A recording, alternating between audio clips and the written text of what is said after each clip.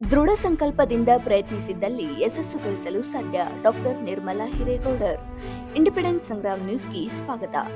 ಧಾರವಾಡ ತಾಲೂಕು ಕನ್ನಡ ಸಾಹಿತ್ಯ ಪರಿಷತ್ತು ಹಾಗೂ ಹುರ್ಕಡ್ಲಿ ಅಜ್ಜ ಶಿಕ್ಷಣ ಸಮಿತಿಯ ಎಂಸಿ ಬಂಡಿ ವಿಜ್ಞಾನ ಬಾಲಕಿಯರ ಪದವಿ ಪೂರ್ವ ಮಹಾವಿದ್ಯಾಲಯ ಧಾರವಾಡ ಇವರ ಸಂಯುಕ್ತ ಆಶ್ರಯದಲ್ಲಿ ದಿವಂಗತ ನಿರಂಜನ್ ವಾಲಿ ಶೆಟ್ಟರ್ ಹಾಗೂ ದಿವಂಗತ ಬಸವರಾಜ್ ದೊಡ್ಡ ಭಾವೆಪ್ಪ ಮುಗಿದತ್ತಿ ಉಪನ್ಯಾಸ ಕಾರ್ಯಕ್ರಮದಲ್ಲಿ ಡಾಕ್ಟರ್ ನಿರ್ಮಲಾ ಹಿರೇಗೌಡರ್ ಪ್ರತಿಭಾ ಪುರಸ್ಕಾರ ಹಾಗೂ ದತ್ತಿ ಉಪನ್ಯಾಸ ಕಾರ್ಯಕ್ರಮವನ್ನು ಉದ್ಘಾಟಿಸಿ ಮಾತನಾಡಿದರು. ಅವರು ದೃಢ ಸಂಕಲ್ಪದಿಂದ ಪ್ರಯತ್ನಿಸಿದಲ್ಲಿ ಯಶಸ್ಸು ಗಳಿಸಲು ಸಾಧ್ಯ ಎಂದು ಹೇಳಿದರು. ಪ್ರತಿಭೆ ಬಾಡುವ ಮುನ್ನ ಅದನ್ನು ಗುರುತಿಸಿ ಹೊರಹಾಕಬೇಕು ಎಂದು ಕೂಡ ಹೇಳಿದರು. ಉಪನ್ಯಾಸಕರಾಗಿ ಆಗಮಿಸಿದ್ದ ಸರ್ಕಾರಿ ಪದವಿ ಪೂರ್ವ ಕಾಲೇಜು ನಿಗದಿಯ ಪ್ರೊಫೆಸರ್ ಶ್ರೀಧರ್ ಹೆಗಡೆ ಭದ್ರನ್ರವರು ದಕ್ಷಿಣ ಭಾರತದಲ್ಲಿ ಮೊಟ್ಟ ಮೊದಲಿಗೆ ಲಿಪಿ ಪಡೆದ ಸುಂದರ ಭಾಷೆ ಕನ್ನಡ ಭಾಷೆ, ಇದು ಹೆಮ್ಮೆ ಎಂದರು. ಕನ್ನಡ ಕಾವ್ಯ ಪರಂಪರೆಯ ಕುರಿತು ಅವರು ಮಾತನಾಡಿದರು.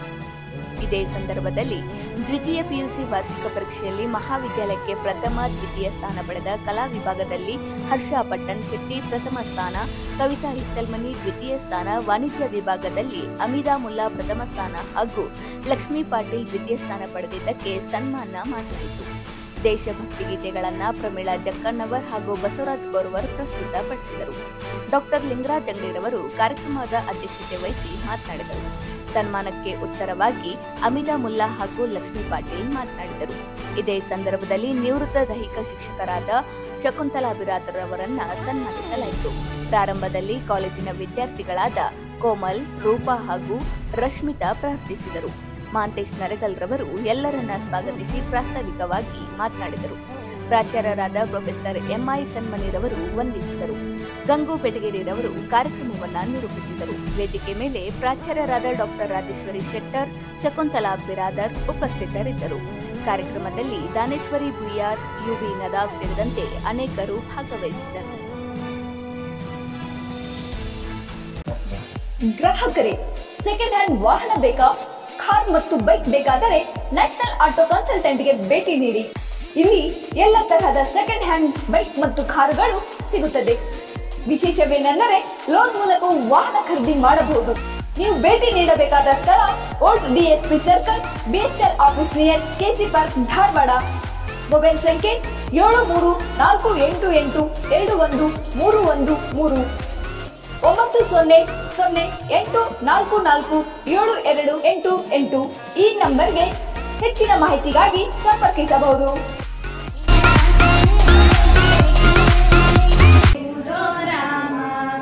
ಇನ್ನಷ್ಟು ಬೇಕೆನ್ನ ಹೃದಯಕ್ಕೆ ರಾಮ, ನಿನ್ನಷ್ಟು ನೆಮ್ಮದಿಯು ಎಲ್ಲಿಹುದೋ ರಾಮ. ರಾಮ ರಾಮ ರಾಮ ರಾಮ ರಾಮ ರಾಮ ರಾಮ ರಾಮ. ನಿನ್ನಿಷ್ಟದಂತೆಲ್ಲ ಇಟ್ಟಿರುವೆ ರಾಮ, ನನ್ನಿಷ್ಟದಂತೆಲ್ಲ ಕೊಟ್ಟಿರುವೆ ರಾಮ. ಕಷ್ಟಗಳ ಕೊಡಬೇಡ ಎನ್ನಲಾರೆ ರಾಮ, ಕಷ್ಟ ಸಹಿಸುವ ಸಹನೆ ಕೊಡು ನನಗೆ ರಾಮ. ಕಷ್ಟ ಸಹಿಸುವ ಸಹನೆ ನಿನ್ನಷ್ಟು ರಾಮ.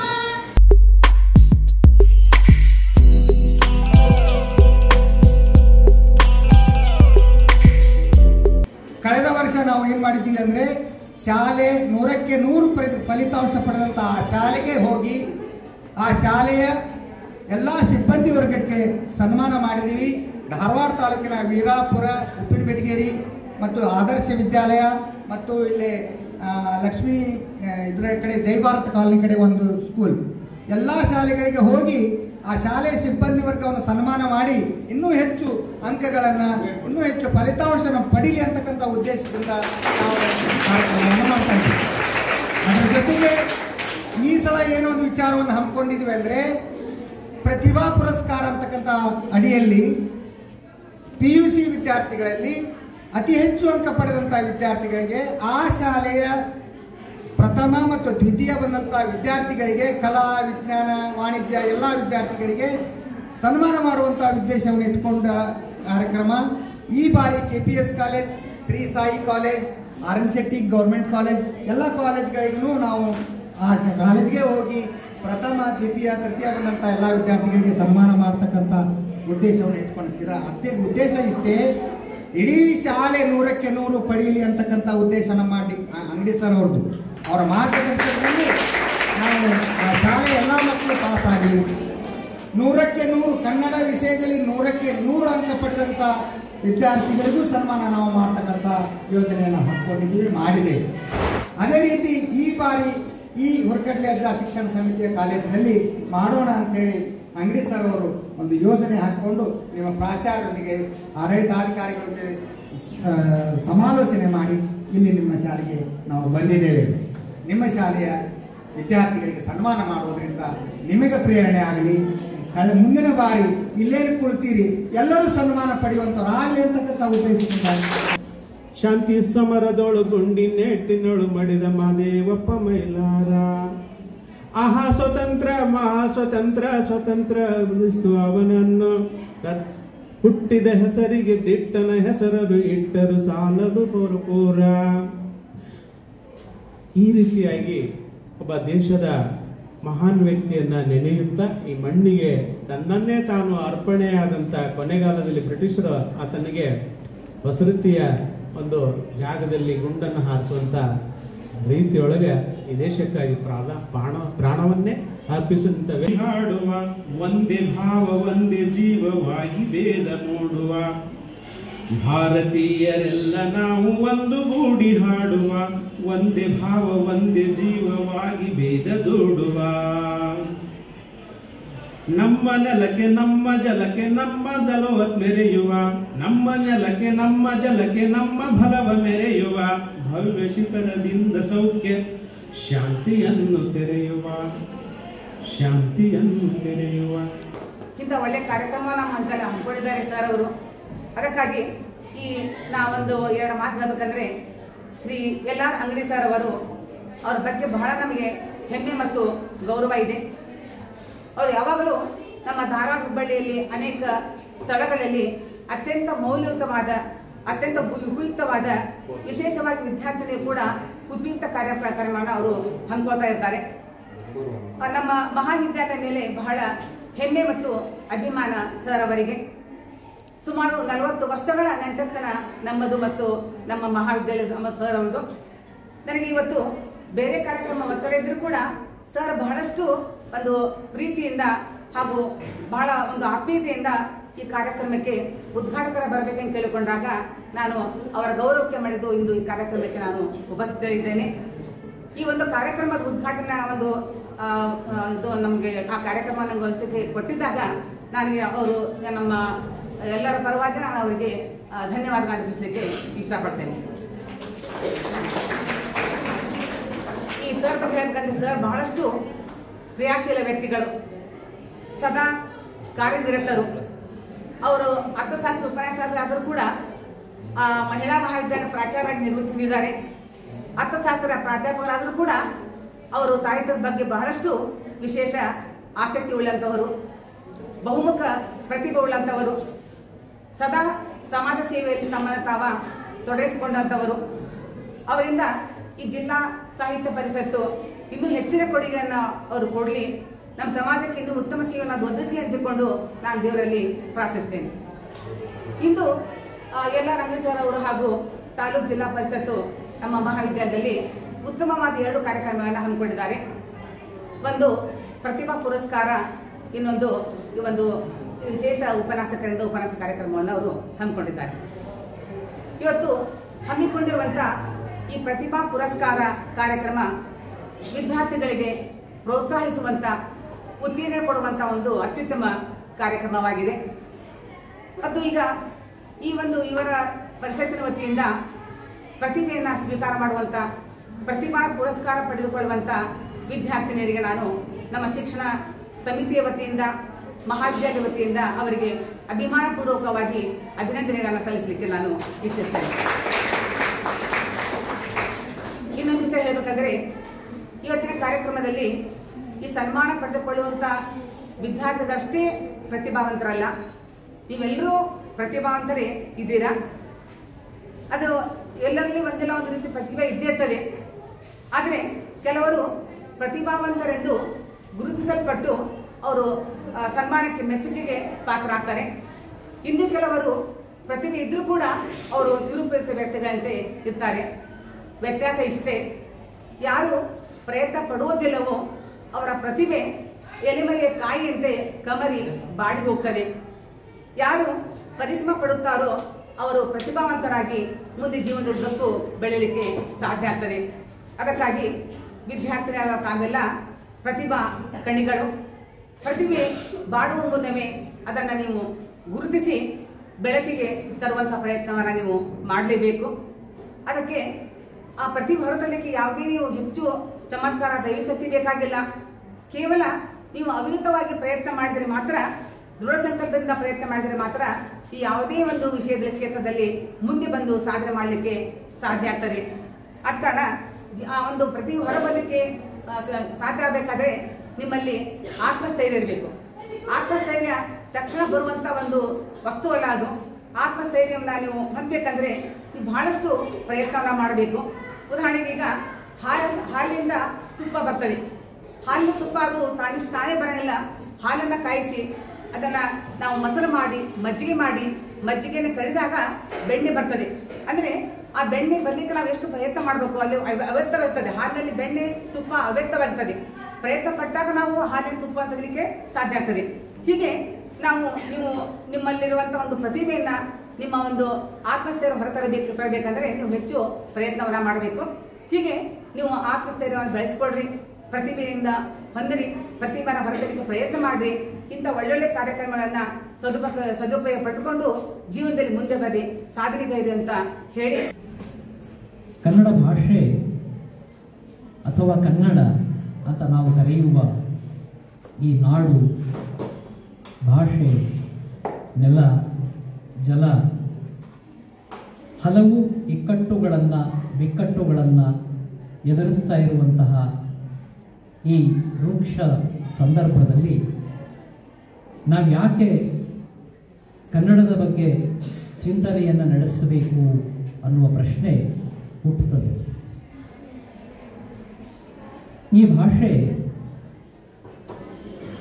ರೂಪುಗೊಳ್ಳುವಾಗ ಇದು ಫಿನ್ನೋ-ಉಗ್ರಿಯನ್ ಮೂಲದ ಭಾಷೆ.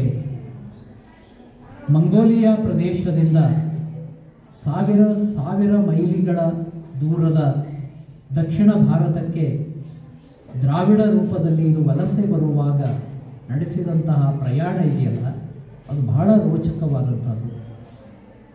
ಸಹಸ್ರಮಾನದ ಈ ಮಹಾಪಥದ ನಡಿಗೆಯಲ್ಲಿ ಹಲವು ಭಾಷೆಗಳ ಜೊತೆಗೆ ಕೊಡುಗೆಗಳನ್ನು ನಡೆಸ್ತಾ ಬೇರೆ ಬೇರೆ ಭಾಷೆಗಳ ಜೊತೆಗೆ ಅನುಸಂಧಾನವನ್ನು ರೂಪಿಸಿಕೊಳ್ತಾ ಈ ದಕ್ಷಿಣ ಭಾರತಕ್ಕೆ ದ್ರಾವಿಡ ಅನ್ನುವ ಒಂದು ಹೆಸರಿನಲ್ಲಿ ಬಂದು ನಿಂತ ಈ ಭಾಷೆ ಆಮೇಲೆ 5 ಕವಲುಗಳಾಗಿ ಒಡೆಕೊಂಡು ಕನ್ನಡ ಅನ್ನುವ ಒಂದು ಸ್ವತಂತ್ರ ಭಾಷಾ ಸ್ವರೂಪವನ್ನು ಪಡ್ಕೊಂಡದ್ದು ಅದು ಬಹಳ ದೊಡ್ಡ ಇತಿಹಾಸ. ಮೊನ್ನೆ ನಿಮ್ಗೆ ಗೊತ್ತಿದೆ, ನಮ್ಮ ದೇಶದ ಒಬ್ಬ ಜನಪ್ರಿಯ ಸಿನಿಮಾ ನಟ ಕಮಲ್ ಹಾಸನ್ ಕನ್ನಡ ಭಾಷೆ ಹುಟ್ಟಿದ್ದೇ ತಮಿಳಿನಿಂದ ಅನ್ನುವಂಥ ಒಂದು ಹೇಳಿಕೆಯನ್ನು ಕೊಟ್ಟರು. ಬಹಳ ವ್ಯಾಪಕವಾಗಿ ಅದಕ್ಕೆ ವಿರೋಧ ವ್ಯಕ್ತ ಆಯಿತು, ಪ್ರತಿಭಟನೆಗಳು ಬಂದವು. ಯಾಕೆ ಈ ಥರದ ಮಾತುಗಳು ಹುಟ್ಟಿಕೊಳ್ತವೆ ಅಂತಂದರೆ, ದ್ರಾವಿಡ ಅನ್ನೋದು ಒಂದು ಮರ, ದೊಡ್ಡ ವೃಕ್ಷ. ಆ ಮರಕ್ಕೆ ಹಲವು ಕೊಂಬೆಗಳು.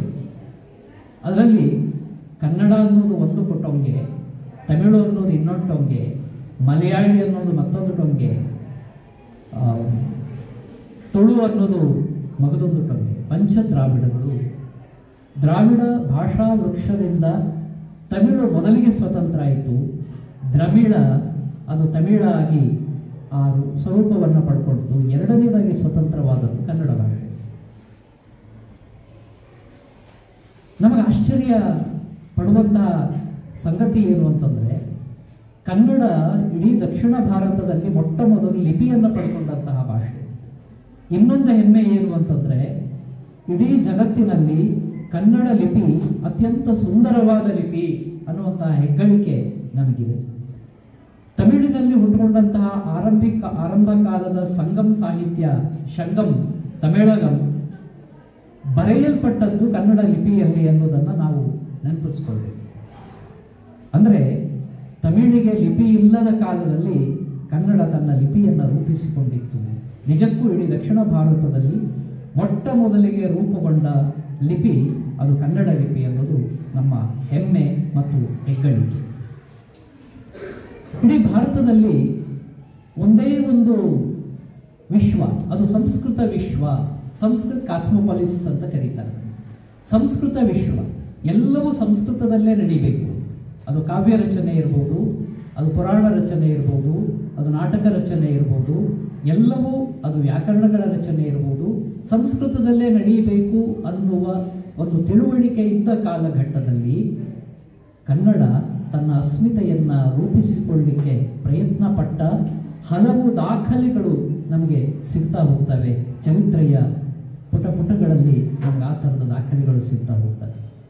ಅದಕ್ಕೆ ಸಾಕ್ಷಿ ಮೊಟ್ಟ ಮೊದಲ ಲಿಪಿ ನಮಗೆ ಸಿಕ್ಕಿದ್ದು ಕವಿರಾಜ ಮಾರ್ಗದ ಪೂರ್ವದಲ್ಲಿ ಹಲ್ಮಿಡಿ ಶಾಸನದ ಒಳಗಿನ ಕನ್ನಡದ ಅಕ್ಷರಗಳು ಬರಹ ಕ್ರಿಸ್ತಶಕ 450 ಕಾಲಘಟ್ಟದಲ್ಲಿ.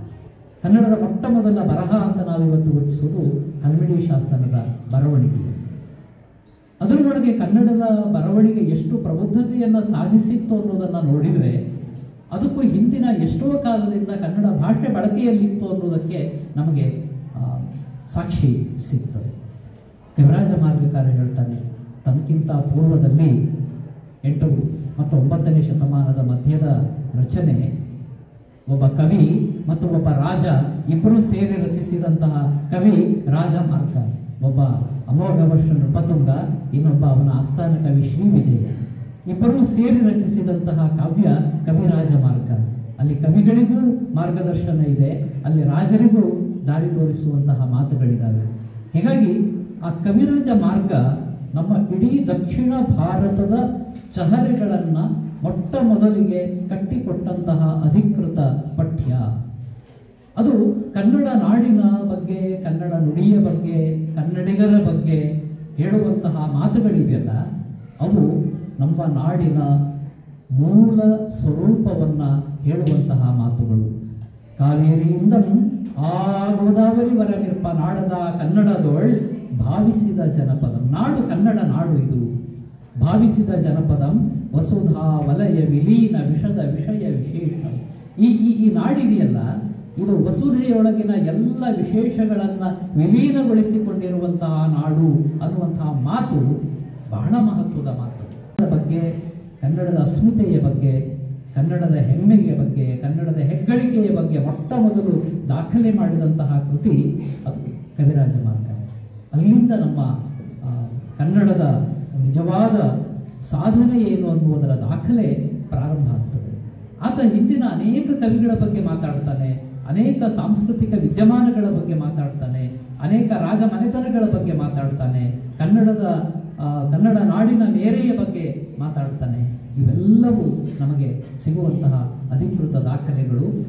ಆದ ಮೇಲೆ ಸಂಸ್ಕೃತಕ್ಕೆ ಸೆಡ್ಡು ಹೊಡೆದು ನಿಂತು ಕನ್ನಡದ್ದೇ ಆದಂತಹ ಕಾವ್ಯ ಪರಂಪರೆಯನ್ನು ರೂಪಿಸಿಕೊಳ್ಳುವ ಒಂದು ಪ್ರಯತ್ನ ಪ್ರಾರಂಭ ಆಯಿತು ಅನ್ನೋದನ್ನು ನಾವು ಗಮನಿಸ್ತೇವೆ. ನಾವು ಆದಿಕವಿ ಅಂತ ಕನ್ನಡದಲ್ಲಿ ಯಾರನ್ನು ಕರಿತೀವಿ? ಪಂಪನನ್ನು ಕರಿತೇವೆ. ಪಂಪನನ್ನು ಆದಿಕವಿ ಅಂತ ಕರಿತೇವೆ. ಯಾಕೆ ಅಂತಂದರೆ ಪಂಪನ ಆದಿಪುರಾಣ ನಮಗೆ ಸಿಕ್ಕ ಮೊಟ್ಟ ಮೊದಲ ಕಾವ್ಯ. ಹಾಗಾಗಿ ಕನ್ನಡಕ್ಕೆ ಆದಿಕವಿ ಪಂಪ, ಸಂಸ್ಕೃತಕ್ಕೆ ಆದಿಕವಿ ವಾಲ್ಮೀಕಿ. ಯಾಕೆಂದರೆ ರಾಮಾಯಣ ಮೊಟ್ಟ ಮೊದಲ ಕಾವ್ಯ. ಯಾಕೆ ನಾವು ಪಂಪನನ್ನು ಆದಿಕವಿ ಅಂತ ಕರೆದ್ವಿ ಅಂತಂದರೆ ಉಪಲಬ್ಧ ಕಾವ್ಯಗಳಲ್ಲಿ ಪಂಪನವೇ ಮೊದಲಿನ ಕಾವ್ಯಗಳು. ಅದಕ್ಕೂ ಮೊದಲಿನ ಕಾವ್ಯಗಳು ಗುಣಭದ್ರ ಇರ್ಬೋದು, ಶ್ರೀವಿಜಯ ಇರ್ಬೋದು, ಅವರೆಲ್ಲರ ಕಾವ್ಯಗಳು ನಮಗೆ ಸಿಗಲಿಲ್ಲ. ಅಸಗ, ಗುಣನಂದಿ, ಮನಸ್ಸಿಜ, ಎಲ್ಲರೂ ಅನೇಕ ಕವಿಗಳಿದ್ರು ಅಂತ ಕವಿರಾಜ ಮಾರ್ಗ ಒಂದು ಪಟ್ಟಿ ಕೊಡುತ್ತದೆ. ಗದ್ಯ ಕವಿಗಳಿದ್ರು, ಪದ್ಯ ಕವಿಗಳಿದ್ರು ಅಂತ. ಆದರೆ ಅವರು ಯಾರ ಕಾವ್ಯಗಳು ನಮಗೆ ಸಿಗಲಿಲ್ಲ. ಪಂಪನ ಕಾವ್ಯಗಳು ಮೊಟ್ಟ ಮೊದಲಿಗೆ ಸಿಕ್ಕಾಗ ಪಂಪ ಆದಿಕವಿ ಅಂತ ಕನ್ನಡಕ್ಕೆ ಕೋಡು ಮೂಡಿಸಿದಂತಹ ಕವಿ. ಯಾಕೆ ನಾನು ಮಹಾಭಾರತವನ್ನು ನನ್ನ ಕಾವ್ಯದ ನಿರೂಪಣೆಗಾಗಿ ನಾನು ಆಯ್ಕೆ ಮಾಡಿಕೊಳ್ತೇನೆ ಅಂತ ಒಂದು ಮಾತು ಹೇಳ್ತಾನೆ. ವ್ಯಾಸ ಮುನೀಂದ್ರ ರುದ್ರ ವಚನಾಮೃತ ವಾಲ್ಮೀಯ ನೀಸುವೆಂ ಕವಿವ್ಯಾಸನೆಂಬ ಗರ್ವ ಮೆನಗಿಲ್ಲ. ಇದು ಕನ್ನಡದ ಇಡೀ ಕನ್ನಡ ಪರಂಪರೆ ತೋರಿಸಿದಂತಹ ಅತಿ ದೊಡ್ಡ ವಿನಯ. ನಾನು ಸಂಸ್ಕೃತದ ವ್ಯಾಸ ಭಾರತವನ್ನೇ ಕಥನವಾಗಿ ಇಟ್ಕೊಳ್ತೇನೆ. ಆದರೆ ಕವಿ ವ್ಯಾಸ ನಾನು ಅನ್ನುವಂತಹ ಗರ್ವ ನನಗಿಲ್ಲ. ವ್ಯಾಸ ಮುನೀಂದ್ರ ರುದ್ರ ವಚನಾಮೃತ ವಾರ್ಧಿ. ಅದು ಎಂತಹ ಸಮುದ್ರ ಅಂತಂದರೆ ಸಂಸ್ಕೃತದ ಮಹಾಭಾರತ ವ್ಯಾಸನಿಂದ ನಿರ್ಮಿಸಲ್ಪಟ್ಟ ವಚನವಾರಿಧಿ, ಅದು ಕಾವ್ಯ ಸಮುದ್ರ. ಅದನ್ನು ನಾನು ಈಸ್ತೇನೆ ಅನ್ನುವ ಚಾಲೆಂಜ್ ತಗೊಂಡವರು ಪಂಪ. ಸಂಸ್ಕೃತದ ಒಂದು ದೊಡ್ಡ ಪರಂಪರೆಯ ಎದುರಿಗೆ ಕನ್ನಡದ ಕಿರು ಹಣತೆಯನ್ನು ಸೊಡರನ್ನು ಹಿಡಿಲಿಕ್ಕೆ ಹೋದಂತಹ ಪಂಪ ಮೊಟ್ಟ ಮೊದಲು ಮಾಡಿದ್ದೇನು ಅಂತಂದರೆ ಮಹಾಭಾರತದ ವಿಮರ್ಶೆ ಮಾಡ್ತಾನವ. ಯಾಕೆ? ಮಹಾಭಾರತ ಒಂದು ತಳರಹಿತ ಕೃತಿ ಅಂತ ಹೇಳ್ತಾನೆ. ಕ್ರಮಮಂ ವಿಕ್ರಮದಿಂದ ತಾಳುವುದರೆಂ. ಯಾಕೆ ನಡೀತು ಮಹಾಭಾರತ ಅನ್ನುವ ಪ್ರಶ್ನೆಯನ್ನು ಎತ್ಕೊಳ್ಳುವ ಪಂಪ ಸಂಸ್ಕೃತ ಮಹಾಭಾರತದ ತಳಪಾಯವನ್ನೇ ಅಲ್ಲಾಡಿಸುವಂತಹ ಮಾತುಗಳನ್ನು ಆಡ್ಬಿಡ್ತಾನೆ. ಇದು ಅಕ್ರಮಗಳ ಕಥೆ ಅಂತ ಕರೀತಾನೆ. ಮಹಾಭಾರತವನ್ನು ಕ್ರಮವನ್ನು ವಿಕ್ರಮದಿಂದ ಮೀರಿದ ಅಕ್ರಮದ ಕಥೆ ಅಂತ ಕರೀತಾನೆ. ಏನು ಕ್ರಮ? ಏನು? ತಂದೆ ಮಗನಿಗೆ ಮದುವೆ ಮಾಡಿಸ್ಬೇಕು, ಅದು ಕ್ರಮ. ಆದರೆ ಮಹಾಭಾರತದ ಆರಂಭದಲ್ಲೇ ಮಗ ತಂದೆ ಮದುವೆ ಮಾಡಿಸ್ತಾನೆ. ಶಂತನು ತಂದೆ, ಸತ್ಯವ್ರತ ಮಗ. ಅಪ್ಪ ಮಗನಿಗೆ ಮದುವೆ ಮಾಡಿಸ್ಬೇಕು, ಆದರೆ ಭೀಷ್ಮ ತನ್ನ ತಂದೆಗೆ ಹೆಣ್ಣು ತಂದು ಮದುವೆ ಮಾಡಿಸ್ತಾನೆ. ಒಂದು ಪ್ರತಿಜ್ಞೆ ಮಾಡಿ ನಾನು ಮದುವೆನೇ ಆಗುವುದಿಲ್ಲ ಅನ್ನುವ ಅನಿವಾರ್ಯ ಸಂದರ್ಭ ಸೃಷ್ಟಿಯಾದಾಗ ತನ್ನ ಮದುವೆಯ ಆಸಕ್ತಿಯನ್ನು ಬಿಟ್ಟುಕೊಟ್ಟು ಅಪ್ಪನಿಗೆ ಮದುವೆ ಮಾಡಿಸ್ತಾನೆ. ಕ್ರಮ ಪಲ್ಲಟಾಯಿತು. ಒಂದು ಉದಾಹರಣೆಯನ್ನು ಪಂಪ ಇತ್ತುತ್ತಾನೆ. ಮೃಗಯ ವ್ಯಾಜದಿನೋರ್ಮೆ ಶಂತನು ತೊಳಲ್ತಿರ್ಪಂ ಪಳಂಚಲ್ಗೆ ತನ್ಮೃಗ ಶಾಭಾಕ್ಷಿಯ ಕಂಪು ತಟ್ಟಿ ಮಧುಪಂಬು ಸೋಲ್ತು ಕಂಡು ವಲ್ದು ನಲ್ಲುನಿಗೆ ದಿವ್ಯಂ ಬಿಡಿವಂತೆ ಓಲ್ ಬಿಡಿದು ನೀಂಬಾ ಕೋಪಂ ಎತ್ತಂಗೆ ನಲ್ಲಗೆ ತತ್ಕನ್ಯಕ್ಕೆ ನಾಡ್ಚಿ ಬೇಡುವಡೆ ನೀವೆಮ್ಮಯ್ಯ ನಂಬೇಡಿರೆ ಅಂತಂದೆ. ಶಂತನು ಒಂದು ದಿವಸ ಬೇಟೆಗೆ ಹೋದಾಗ ಬೇಟೆಯೇ ಸಿಗಲಿಲ್ಲ ಅವನಿಗೆ, ಸುಸ್ತಾಗಿ ಹೋಗಿದ್ದ. ಆಗ ಜಿಂಕೆಯ ಕಣ್ಣವಳ ಬೇಟೆ ಸಿಕ್ತಂತೆ. ಅದು ಸತ್ಯವತಿ. ಅವಳು ಕೈ ಹಿಡ್ಕೊಂಡಂತೆ, ಯಾಕೆಂದ್ರೆ ಇವನು ಚಕ್ರವರ್ತಿ. ಕೈ ಹಿಡ್ಕೊಂಡು ಬಾ ಹೋಗೋಣ ಅಂತಂದಂತೆ. ಬಾ ಕೋಪಂ ಎಂದಾಗ ಮೆಲ್ಲಗೆ ತತ್ಕನ್ಯಕ್ಕೆ ಆ ಕನ್ಯೆ ನಾಚಿ ಏನಂದು, ಬೇಡುವಡೆ ನೀವೆಮ್ಮಯ್ಯ ನನ್ನನ್ನು ಮದುವೆ ಆಗಬೇಕು ಅಂದ್ರು ನನ್ನ ಅಪ್ಪನನ್ನು ಕೇಳುವುದಂತೆ. ಯಾರೋ ಕೈ ಹಿಡಿದ್ರು ಅಂತ ಹೋಗ್ಬಿಡೋದಲ್ಲ. ಏನು ಹೇಳಬೇಕು? ಯಾರಾದರೂ ಕೈ ಹಿಡಿದ್ರೆ ನನ್ನ ಅಪ್ಪನನ್ನು ಹೋಗಿ ಕೇಳು ಅಂತ ಹೇಳಬೇಕು. ಅಲ್ಲ, ಅವಳೇನು ಮೊಟ್ಟ ಮೊದಲ ಬಾರಿಗಲ್ಲ ಗಂಡಿನ ಕೈ ಹಿಡಿತಾ ಇರೋದು. ಈಗಾಗಲೇ ಅವಳು ತಾಯಿಯಾಗಿರುವಂಥವಳು. ಅವಳಿಗೆ ಹಾಗಿದ್ರೆ ಅವಾಗ ಇಲ್ಲದಂತಹ ಪ್ರಜ್ಞೆ ಈಗ ಯಾಕೆ ಬಂತು? ಈ ಮಹಾಭಾರತದೊಳಗೆ ಮದುವೆಯಾಗದೆ ಮಕ್ಕಳನ್ನ ಪಡೆಯುವ ಒಂದು ಅಕ್ರಮದ ಪರಂಪರೆ ಇದೆ ಅನ್ನೋದನ್ನು ಪಂಪ ಹೇಳ್ತಾನೆ. ಕುಂತಿಗೆ ಬರಬಾರದ ವಯಸ್ಸಿನಲ್ಲಿ ಕುತೂಹಲ ಬಂತಂತೆ. ಏನು ಮಕ್ಕಳಾಗುವುದು ಅಂದರೆ ಏನು ಅನ್ನುವ ಪ್ರಶ್ನೆ. ದೂರ್ವಾಸ ಕೊಟ್ಟ ಮಂತ್ರ ಇತ್ತು. ಹೋಗಿ ಸೂರ್ಯನನ್ನ ನೋಡಿ ಮಂತ್ರ ಹೇಳಿ ಕರ್ಣನನ್ನ ಪಡೆದು ತನ್ನದಲ್ಲದ ತಪ್ಪಿಗೆ ಕರ್ಣ ಇಡೀ ಜೀವನ ಕಷ್ಟಪಡಬೇಕಾಯಿತು.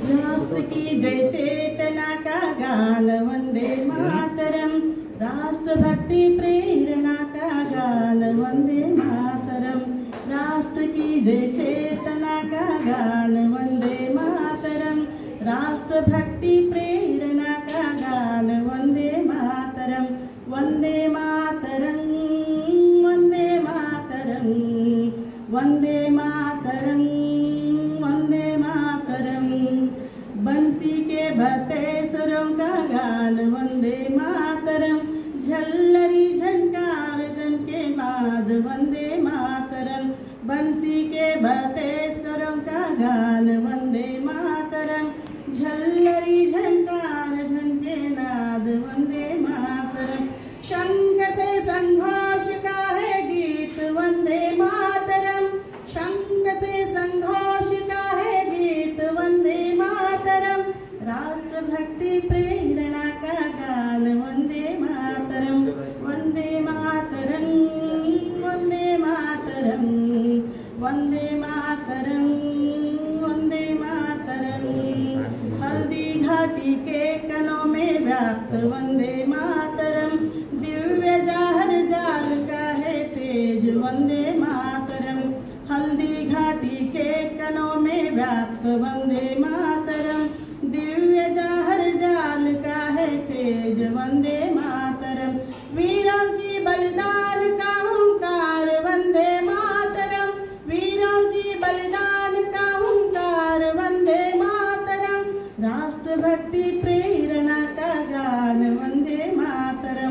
राष्ट्रभक्ति प्रेरणा का गान वंदे मातरम वंदे मातरम वंदे मातरम वंदे मातरम वंदे मातरम। राष्ट्र की जय चेतना का गान वंदे मातरम राष्ट्रभक्ति प्रेरणा का गान वंदे मातरम वंदे मातरम वंदे मातरम वंदे मातरम वंदे मातरम वंदे मातरम वंदे मातरम वंदे मातरम वंदे मातरम। बोलो भारत माता की जय, कर्नाटक माता की जय।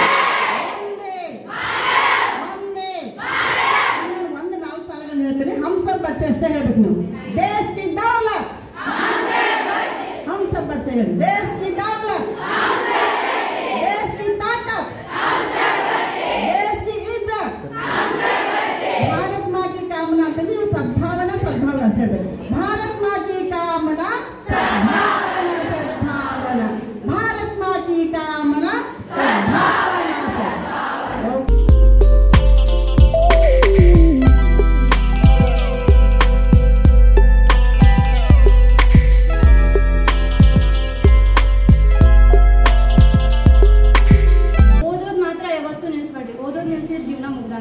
ಇವಾಗ ನಮ್ಮ ಲೈಫ್ ಐತಿ ಚಲೋತ್ತಾಗೋದ್ರಿ। Thank you. ಪೆನ್ಷನ್ ಪ್ರಕಾರ ನಮ್ಮ ಊರೊಳಗೆ ನಮ್ಮ ಬ್ಯಾಚ್ ಒಳಗೆ 90 ಕ್ರಾಸ್ ಯಾರು ಮಾಡಲಿಲ್ಲ ಈ ವರ್ಷದ ಬ್ಯಾಚ್ ಅದ ಖುಷಿ ಅದ ಫಸ್ಟ್ ಬಂದದಕ್ಕಿಂತ ನನಗೆ ಜಾಸ್ತಿ ಖುಷಿ ಕೊಟ್ಟೈತಿ।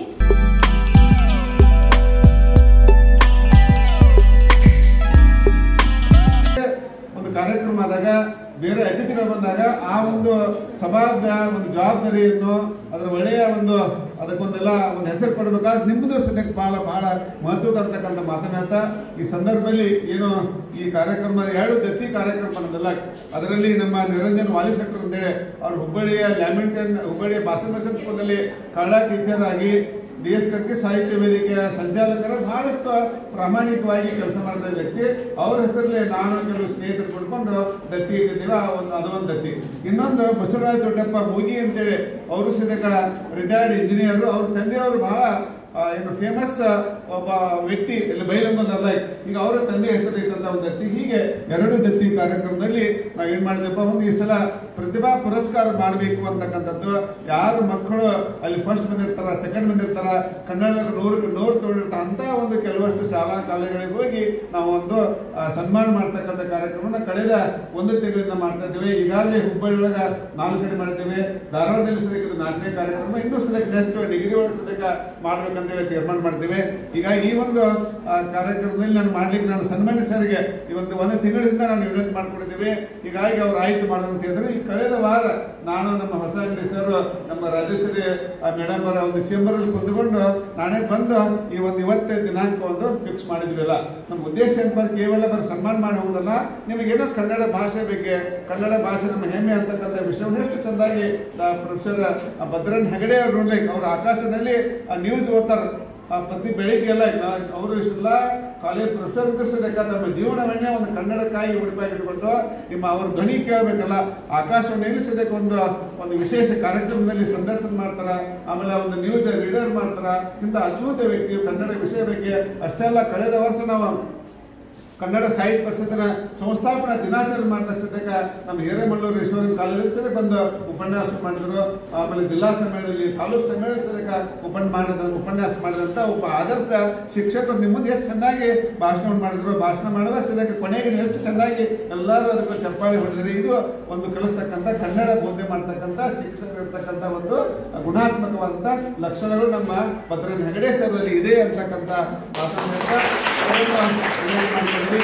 ಅದಕ್ಕೆಲ್ಲ ಉದ್ಘಾಟನೆ ಅದಕ್ಕೂ ನಮಗೆಲ್ಲ ನಮ್ಮೇನು ಹಿರೇಗೌಡರು ನಮ್ಮ ಬಹಳ ದಿವಸ ನಮ್ಗೆ ಆತ್ಮೀಯರು, ಯಾಕಂದ್ರೆ ಕೆಲವು ಕಾಲೇಜುಗಳಿಗೆ ಅನುದಾನ ಕೊಡಿಸ್ಬೇಕಾದ್ರೆ ನಾವೆಲ್ಲ ಹೋರಾಟ ಮಾಡಿದ್ದೇವಲ್ಲ, ಈಗೆಲ್ಲ 11-12 ವರ್ಷ ಆದರೂ ಸದ್ಯಕ್ಕೆ ಅನುದಾನ ಕೊಟ್ಟಿದ್ದಿಲ್ಲ। ಉದ್ಕಡಿ ವುಮೆನ್ಸ್ ಕಾಲೇಜು, ಆಮೇಲೆ ನಮ್ಮ Anjuman college, Kundagol college, Kallagaddi college, ಒಂದು ಹೀಗೆ 11 ಕಾಲೇಜಿಗೆ ಒಂದು ಹೋರಾಟವನ್ನು ಮಾಡಿದ್ವಿ। ಧಾರವಾಡ JD ಆಫೀಸ್ ಮುಂದೆ ಉಪಾಸ್ಕೊತೀವಿ, ಬೆಂಗಳೂರು ಉಪಾಸ್ಕೊತೀವಿ, ಹೀಗಾಗಿ 11 ಕಾಲೇಜ್ ಬೇಕು ನಮಗೊಂದು ಅಧಿಕಾರ ಇದೆ, ನಮ್ಮ ಕಾರ್ಯಕ್ರಮ ಮಾಡಿಕೊಡ್ರಿ ಅಂತೇಳಿ ಆ ನಿಟ್ಟಿನೊಳಗೆ ನಿಟ್ಟಿನೊಳಗೆ ಮೇಡಮ್ ಬರ್ತಲ್ಲಿ ಕೇಳ್ಕೊಂಡಿವಿ.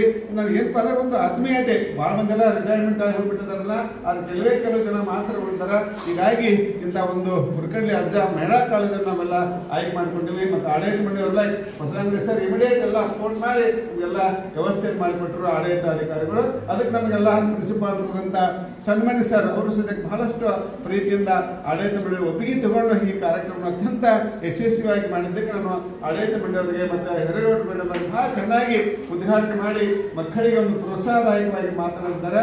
ಅವರು ತಮ್ಮದು ಎಕನಾಮಿಕ್ ಸಬ್ಜೆಕ್ಟ್ ಬಹಳ ಒಳ್ಳೆಯ ಒಂದು ವ್ಯಕ್ತಿ. ಹೀಗಾಗಿ ಅವರಿಗೆ ಸದ್ಯಕ್ಕೆ ಎಲ್ಲರಿಗೂ ನಾನು ವಿಶೇಷವಾದಂಥ ಅಭಿನಂದನೆ ಸಲ್ಲಿಸ್ತಾ ಇದ್ದೇನೆ. ಮತ್ತು ಮುಖ್ಯವಾಗಿ ನಾವು ಆಗಸ್ಟ್ 15 ನಾಳೆ ಆಗಸ್ಟ್ 15 ಕೂಡ ಒಂದು ದೇಶದ ಬಗ್ಗೆ ಒಂದು ಸ್ವಲ್ಪ ದೇಶಭಕ್ತಿ ಗೀತೆಗಳನ್ನು ಹಾಡಿಸ್ಬೇಕಂತಕ್ಕಂಥ ಉದ್ದೇಶ ಇಟ್ಟುಕೊಂಡು ಬಸವರಾಜ್ ಗೌರವರ್ ಸರ್ನ ಮತ್ತು ನಮ್ಮ ಪ್ರಹ್ಲಾದ್ ಜಕ್ಕಣ್ಣವ್ರ ಮೇಡಮ್ ಭಾಳ ಇನ್ನೂ ಸಮಯ ಕೊಡಬೇಕಾಗಿತ್ತು. ಸಮಯದ ಅಭಾವದಲ್ಲಿ ಕೇವಲ ಒಂದೇ ಹಾಡನ್ನು ಹಾಡ್ತಾರೆ. ಭಾಳ ಅದ್ಭುತ ಕಲಾವಿದೆ, ಸಿನಿಮಾದಲ್ಲಿ ಸದಕ್ಕೆ ಮಾಡ್ತಾರೆ, ಆಮೇಲೆ ಹಲವಾರು ಧಾರಾವಾಹಿಗಳು ಮಾಡಿದ್ದಾರೆ. ಅಂತ ಒಂದು ನಮ್ಮ ಸಾಹಿತ್ಯ ಪರಿಷತ್ತಲ್ಲಿ ಒಬ್ಬ ದೊಡ್ಡ ಒಂದು ಶಕ್ತಿ ಅಂತ ಹೇಳ್ಬೋದು. ಅವರೆಲ್ಲ ಸಹಾಯ ಸಹಕಾರ ಮಾಡ್ತಾರೆ. ಮತ್ತು ವಿಶೇಷವಾಗಿ ನಮ್ಮ ನರೇಗಲ್ ಸರ್ ತಾಲೂಕು ಅಧ್ಯಕ್ಷರು ಭಾಳ ಇಡೀ 8 ತಾಲೂಕುಗಳಿಗೆ ಅತಿ ಹೆಚ್ಚು ಕಾರ್ಯಕ್ರಮ ಮಾಡ್ತಕ್ಕಂಥ ಒಂದು ಶ್ರೇಯಸ್ ಯಾರಿಗೆ ಹೋಗ್ಬೇಕಾದ್ರೆ ನಮ್ಮ ನರೇಗಲ್ ಸರಿಗೆ ಹೋಗ್ಬೇಕಂತಕ್ಕಂಥ ಮಾತುಗಳಿಂದ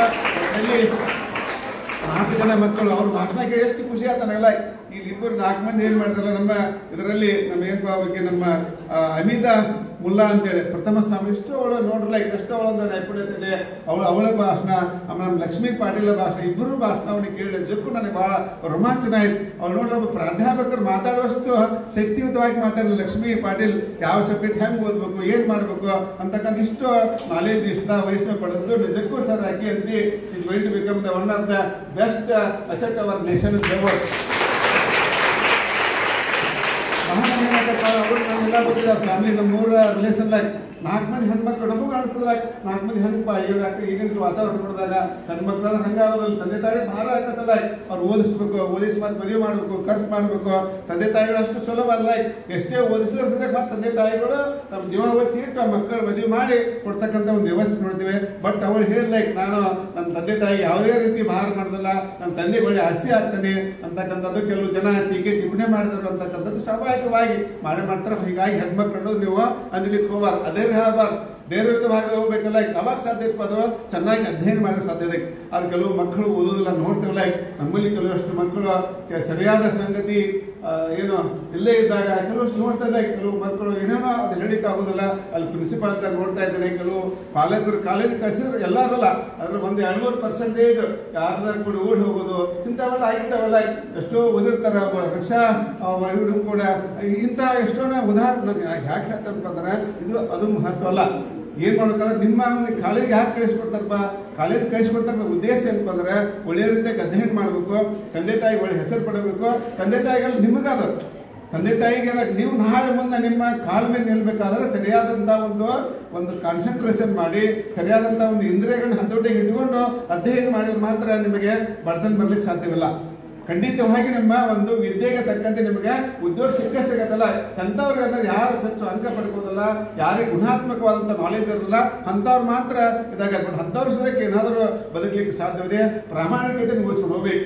ಈಗ ಎಲ್ಲರಿಗೂ 90 ಮಾಡೋಕ್ಕಾಗೋದಿಲ್ಲ. ಕೆಲವು ಸಂದರ್ಭಕ್ಕೆ ಏನೋ ಒಂದು ಏನಂತ ಬೇಜಾರು, ಕೆಲವಷ್ಟು ಒಂದು ಏನೋ ಒಂದಷ್ಟು ದೈಹಿಕವಾಗಿ ಎಲ್ಲರೂ ಒಂದೇ ಇರೋದಿಲ್ಲ. ಹಿಂಗಾಗೈತೆ ಅವ್ರು ನಾವು ಯಾರು ಅಲಕ್ಷ್ಯ ಮಾಡ್ಲಿಕ್ಕೆ ಹೋಗ್ಬಾರ್ದು. ಎಲ್ಲರೂ ಒಂದೇ ಟೈಪ್ ಇರೋದಿಲ್ಲ. ಈಗ ನಮ್ಮ ಮನೆಯೊಳಗೆ ಹೇಳ್ತಲ್ಲ, ಮೇಡಮ್ ಅವ್ರು ಬರ್ತಿದೆ, ನಮ್ಮ ಮನೆಯೊಳಗೆ ನಮ್ಮ ಅಕ್ಕನ ಮಕ್ಕಳು ಹೇಳ್ತಾರಲ್ಲ, ಹಂಚಾದಲ್ಲಿ ಕನ್ನಡ ಮೀಡಿಯಂನಲ್ಲಿ ಕಲಿತ ಇವರನ್ನ ವಿಭೂತಿ ಅಂತೇಳಿ.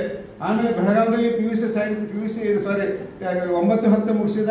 ಆಮೇಲೆ ಬೆಳಗಾವಿ ಹುಬ್ಬಳ್ಳಿಗೆ ಬಂದ, ಕನ್ನಡ ಮೀಡಿಯಂ ಕಲಿತಂತ ಹುಡುಗ ಈಗ ಅಮೇರಿಕಾದಲ್ಲಿ one of the famous doctor ಆಗಿದ್ದಾರೆ. ಯಾಕೆ ಹೇಳ್ತಾರೆ ಹಳ್ಳಿಗಳಲ್ಲಿ ಕಲಿತಂತ ಮಕ್ಕಳು ಸಿಗಕ, ಕನ್ನಡ ಮೀಡಿಯಂ ಕಲಿತಂತ ಮಕ್ಕಳು ಸಿಗಕ್ಕೆ ವಿದೇಶದಲ್ಲಿ ಹೋಗಿ ಪಾಪ್ಯುಲರ್ ಡಾಕ್ಟರ್ ಆಗಲಿ ಸಾಧ್ಯವಿದೆ. ಇನ್ನೊಬ್ಬ ಹುಡುಗ ಸಿಗಕ ಇಂಜಿನಿಯರ್ ಇವತ್ತಿನ ಅವನು ಸಿಗಕ ಕನ್ನಡ ಮೀಡಿಯಂ ಕಲಿತ ಅವನು ಆದ.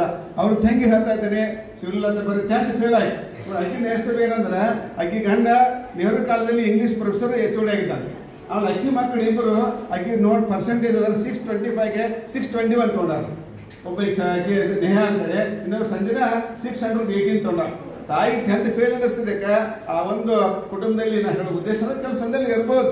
ಒಂದೇ ತಾಯಿಗೆ ಹೊಟ್ಟೆಲಿ ಹುಟ್ಟಿದಂಥ ಅಣ್ಣಗಳು ಇಬ್ಬರು ಅಮೆರಿಕಾದಾಗ ತಂಗಿ ಎದುರಿಸಬೇಕಾಗಿ 10th ಫೇಲ್ ಆದರ್ಸಬೇಕಾಗಿ ಕಂಡ ಪ್ರೊಫೆಸರ್ ಆಗಿದ್ದಾರೆ, ಮಕ್ಕಳು ಆಗಿದ್ದಾರೆ. ಈ ರೀತಿ ಇರುವ ಸಂದರ್ಭದಾಗ ಏನೋ ಆಗಿರ್ತಾವೆ. ಹೀಗಾಗಿ ನಾವು ಕಡಿಮೆ ಮಾರ್ಕ್ಸ್ ಹೊಡ್ರಂಥವ್ರನ್ನ ಯಾರನ್ನೂ ಅಲಕ್ಷ್ಯ ಮಾಡಬಾರ್ದು ಮತ್ತು ನೆಗ್ಲೆಕ್ಟ್ ಮಾಡ್ಲಿಕ್ಕೆ ಏನೋ ವ್ಯತ್ಯಾಸ ಇದ್ದೇ ಇರ್ತಾವೆ. ನಮ್ಮ ಮನೆಯೊಳಗೆ ನಾವು 3 ಮಂದಿ ನಾನು MA PhD ಮಾಡ್ಕೊಳ್ಳೋದು, ಮೊನ್ನೆ 10th ಫೇಲ್, ಇನ್ನೊಬ್ಬ ಅಷ್ಟೇ ಅಂತಂದ್ರೆ ಅವ್ರ ಮಕ್ಕಳೆಲ್ಲ ಡಾಕ್ಟರ್ ಇದು ಒಬ್ಬ MTech ಮಾಡ್ಕೊಂಡಿದ್ದಾನೆ, ಇಬ್ಬರು MTech, MSc ಮಾಡ್ಕೊಂಡು 10th ಫೇಲ್ ಅಣ್ಣ. ಅವ್ರ ಮಕ್ಕಳು ಇಬ್ಬರು ಸದ್ಯಕ್ಕೆ ಒಬ್ಬ ಹೈಸ್ಕೂಲ್ ಟೀಚರು, ಇಬ್ಬರು ಇಂಜಿನಿಯರ್. ಹೀಗಾಗಿ ಇಂಥವೆಲ್ಲ ವ್ಯತ್ಯಾಸ ಇದ್ದೇ ಇರ್ತಾವೆ. ಹೀಗಾಗಿ ಕೆಲವು ಇದಾಗೋದು. ಬಟ್ ನಮ್ಮ ಉದ್ದೇಶ ಏನಪ್ಪ ಅಂದ್ರೆ ಒಳ್ಳೆಯ ರೀತಿಯಲ್ಲಿ ನಿಮ್ಮಲ್ಲಿ ಒಂದು ಪಾಸಿಟಿವ್ನೆಸ್ಸು ಆಶಾದಾಯಕವಾಗಿ ಬದುಕಬೇಕು, ಅನ್ನಿದ್ದು ಒಳ್ಳೆಯ ಅಧ್ಯಯನ ಮಾಡ್ರಪ್ಪ. ಒಟ್ಟಿನಲ್ಲಿ ನನಗೆ ಖುಷಿ ಆಗೋದು ನಮ್ಮ ಕುರ್ಕಳ್ಳಿ ಹಳೆ ಕೊಡಿ ಎಲ್ಲ ಅಧ್ಯಕ್ಷರಿಗೆ, ಪದಾಧಿಕಾರಿಗಳಿಗೆ ನೀವು ಸದ್ಯಕ್ಕೆ ಮುಂದೆ ನೆಕ್ಸ್ಟ್ ಇಯರ್ ನಾವು ಬರಬೇಕಲ್ಲ, 100ಕ್ಕೆ 100 ಯಾರು ತಗೋತಾರಲ್ಲ ನಿಮ್ಗೆಲ್ಲರಿಗೂ ನಾನು 1,000 ರೂಪಾಯಿ ಕೊಡ್ತಾರಲ್ಲ. ಎಲ್ಲರೂ ನೀವು 100 ಮಂದಿ ನಿಮಗೆ 1 ಲಕ್ಷ ರೂಪಾಯಿ ಬರ್ತಾವೆ. ಆ ಥರ ಆಗಬೇಕಾದ ನಿಮ್ಮೊಂದು ಚಾಲೆಂಜ್. ಯಾರು ಸೆಕೆಂಡ್ ಇಯರ್ ಇರ್ತಾರಲ್ಲ, ಆರ್ಟ್ಸಲ್ಲಿ ಕಾಮರ್ಸಲ್ಲಿ ಕನ್ನಡ ವಿಷಯದೊಳಗೆ ಯಾರು 100ಕ್ಕೆ 100 ದುಡ್ಡು ಎಲ್ಲ ಪ್ರತಿಯೊಬ್ಬರಿಗೂ ನಾನು ವೈಯಕ್ತಿಕವಾಗಿ 1,000 ರೂಪಾಯಿ ನಿಮಗೆ ಕೊಡ್ತೇನಂತ ಮತ್ತೊಮ್ಮೆ ಬಾಪೂಜಿ ಬೆಳಗಿದ ಭಾರತ, ನದಿ ಕಾವೇರಿ ಹರಿಯುವ ಭಾರತ, ನವ ಮೈಸೂರು ಮರೆದಿದೆ ನೋಡುವ, ಜಯ ಜಯವಾಗಲೆಂದು ನಾವು ಹಾಡುವ. ಇದು ಬಾಪೂಜಿ ಬೆಳಗಿದ ಭಾರತ, ನದಿ ಕಾವೇರಿ ಹರಿಯುವ ಭಾರತ, ನವ ಮೈಸೂರು ಮೆರೆದಿದೆ ನೋಡುವ, ಜಯ ಜಯವಾಗಲೆಂದು ನಾವು ಹಾಡುವ, ಜಯ ಜಯವಾಗಲೆಂದು ನಾವು ಹಾಡುವ. ಒಂದೇ ಒಂದು ಮಾತು ನನಗೆ ಹೇಳಲಿಕ್ಕೆ ಅವಕಾಶ ಏನು ಕೊಡ್ರಪ್ಪ ಅಂತಂದ್ರೆ, ಈಗ ಸರ್ ಒಂದು ಮಾತು ಕೊಟ್ಟರು. ಈ ಸಭೆಯ ಅಧ್ಯಕ್ಷತೆಯನ್ನು ವಹಿಸ್ತಕ್ಕಂತಹ ಶ್ರೀ ಡಾಕ್ಟರ್ ಲಿಂಗರಾಜ್ ಅಂಗಡಿ ಸರ್ ಅಧ್ಯಕ್ಷರು, ಜಿಲ್ಲಾ ಕನ್ನಡ ಸಾಹಿತ್ಯ ಪರಿಷತ್ ಒಂದು ಮಾತು ಹೇಳಿದರು. ಆ ಮಾತು ಇವತ್ತು ನೆನಪಿಟ್ಕೊಳ್ಳೋದಲ್ಲಿದ 100ಕ್ಕೆ 100 ಅಂಕ ಬರೋವರೆಗೂ ನೆನಪಿಟ್ಕೋಬೇಕು. 100 ಜನಕ್ಕೆ 1 ಲಕ್ಷ ರೂಪಾಯಿ ಕೊಡ್ತಾರೆ ಅಂತ ಹೇಳ್ಯಾರ. ನೀವು 100 ಜನ ಮಿನಿಮಮ್ ಫಸ್ಟ್ ಇಯರ್ ಅಲ್ಲ ಸೆಕೆಂಡ್ ಇಯರ್ ಅದರಲ್ಲ, ಸೆಕೆಂಡ್ ಇಯರ್ ಕಾಮರ್ಸ್ ಮತ್ತು ಆರ್ಟ್ಸ್ ಕನ್ನಡ, ನೀವು 170 ಜನ ಆದರೆ 170 ಜನನು 100ಕ್ಕೆ 100 ಅಂಕ ತಗೊಂಡ್ರಿ ಅಂತಂದ್ರೆ 1 ಲಕ್ಷ ಅವ್ರು ಕೊಟ್ಟರೆ ಮ್ಯಾಲಿ 40 ಜನಕ್ಕೆ 40,000 ರೂಪಾಯಿ ನಾ ಕೊಡ್ತೇನೆ.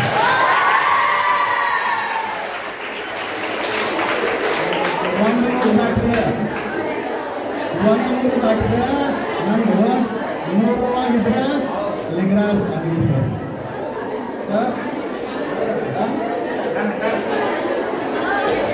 ನೋಡಿ 140 ಜನ ಆದ್ರಿ. ನೀವು 140 ಜನನು 100 ತಗೊಂಡ್ರೆ ಅಷ್ಟುವರೆಗೆ ಪ್ರಶಸ್ತಿ. ಓಕೆನಾ? ನೀವು ತಗೊಂಡೇ ತಗೋತೀರಿ. ಈ ಚಾಲೆಂಜ್ನಲ್ಲಿ ಗೆದ್ದೇ ಗೆಲ್ತೀರಿ. ನನಗೆ 100% ಇದೆ, ಆದರೆ ನೀವು 200% ಇಟ್ಕೊಳ್ಳಿ. ಓಕೆನಾ?